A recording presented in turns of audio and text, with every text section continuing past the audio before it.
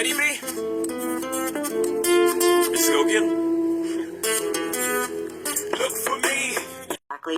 And so when I'm reading this book, it says exactly that the timelines are deliberately made that way so that people will be so confused about their history that they will believe what they're told about their civilization and about their history and about their culture, so that they will worship the God they're told to worship, and they'll go to the church that they're told to go to, and they'll pray to the God they're told to pray to, so that at the end of their life, they'll go into the light and get sent right back to earth and go into the body and be born again, quote unquote, born again, and be reincarnated and do it over and over and over, be born again, quote unquote, born again, and be reincarnated and do it over and over and over and over, never knowing that they're actually an immortal being that lives forever, that it has amnesia and is trapped on this prison planet. And that resonated with me because it's always resonated with us. That's what we've been saying this entire time, that there's a mind wipe. We've been saying this entire time that, after this life, there's definitely a mind wipe. You can see 39 million votes so far. Their minds have obviously been wiped for years. Yeah, but it's even bigger than that. It's way I don't bigger. mean to make jokes. It is way bigger than that. It is. And what she's saying, though, is that the pyramids, especially, the pyramids, the mega structures that were built 10,000 BC are part of the system that keeps people here. And that unlocking those and turning them off is part of getting people out of here and getting people's memories back and giving people the ability to remember who they are and remember that they are an immortal being and that they don't come from here and they don't belong here and that this is not their home and that these are, and that, yes, the beings, the animals on this planet are beautiful, and the flora and fauna of this planet, yes, it's beautiful, but this is not a very habitable planet. Well, what was interesting is when you were telling me about the part that says how they purposefully keep people from knowing or seeing any kind of symbolism that can remind them of homeworld, whether it's UFOs or life on other planets or even consciousness type stuff. And it seems like the more you break these barriers of consciousness, I mean, this is one part that I put in the Terrence McKenna video, is that these tools that are naturally grow here, they unlock these certain levels of consciousness. And the deeper you go into these tools, like everybody, John Lilly, Terrence McKenna, Jacob Grinberg, Carlos Castaneda, the list goes on and on and on and on. These tools are very sacred tools, and they're special tools, and they allow you to communicate with entities that exist beyond the veil. Either that or it's part of the consciousness, one or the other, but everybody agrees. There's entities that reside interdimensionally beyond the veil, machine elves, whatever you want to call them. All of these tools are demonized. They're illegal. Yep. You can go to jail for using them in certain places. I mean... isolated from your family. Right. Yep. Gang stalk. Why? Right. That's the question, isn't it? That's the $1 million question. And Terrence McKenna actually said it really well one time. He said, imagine a culture that was so sure of itself and so sure that it was right that it said, please use psychedelics, please use this, and then come back and tell me I'm wrong. Facts. Right. But and then that information that people get from hyperspace, and that's another reason why I've been looking into doctors and things like that, because these are educated people. These aren't just some guy just sitting in the Amazon drinking brew. These are doctors. These are thinkers. These are people who have been educated. They all come to the same conclusion. So there's got to be something to it. Yeah. And then their work is ridiculed. I mean, this was one of the things that made me recoil really bad here in this arena here. Is I mentioned this on the last year, so forgive me for being redundant, but being called a drug addict for doing ayahuasca and mushrooms, being called a drug addict. You don't know what a drug addict is if you're using that term in that regard. But why is there such a push to demonize and get people away from this information? I remember we did a show way back in like 2016, 2017. We did it on Facebook.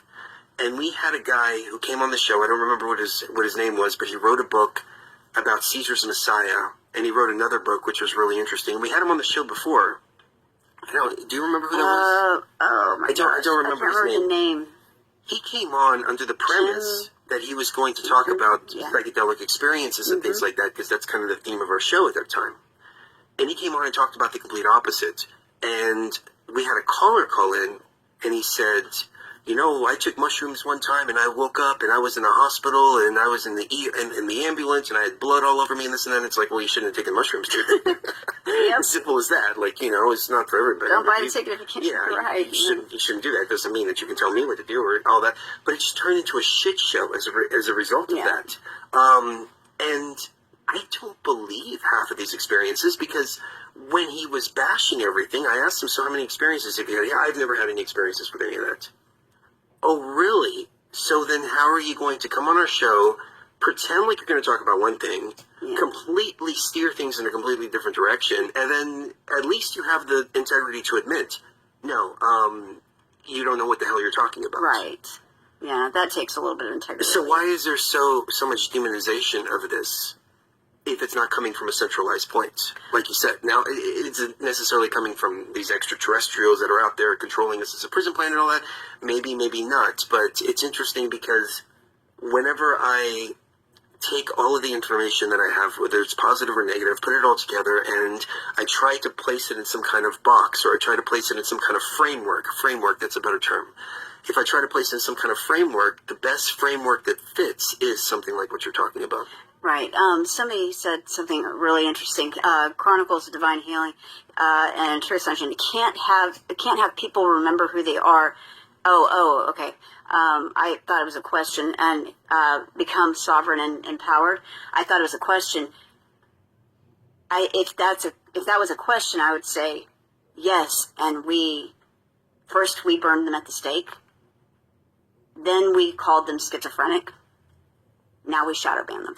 Yep, shadow ban, gang stalk you. People who remember who they are and become sovereign and empowered. They move neighbors next door to you, from your right to your left to your front to your back, and they bang on walls all day and hit you with weapons. It's interesting. That's how they become punished. It's interesting you say that, because I started a Facebook page back in 20. Best believe it's a price to pay when you wake the fuck up. But some of y'all being targeted and you ain't even woke. So just imagine when you do wake up, they really gonna be on your ass. 20. It went viral.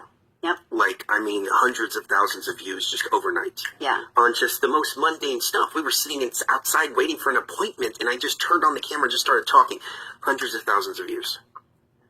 And then immediately bashed by, who was it? Some mainstream media outlet did a freaking hit piece on me and all kinds of stuff like that. They shadow banned, they banned the page. They shadow banned our YouTube channel. They did all this.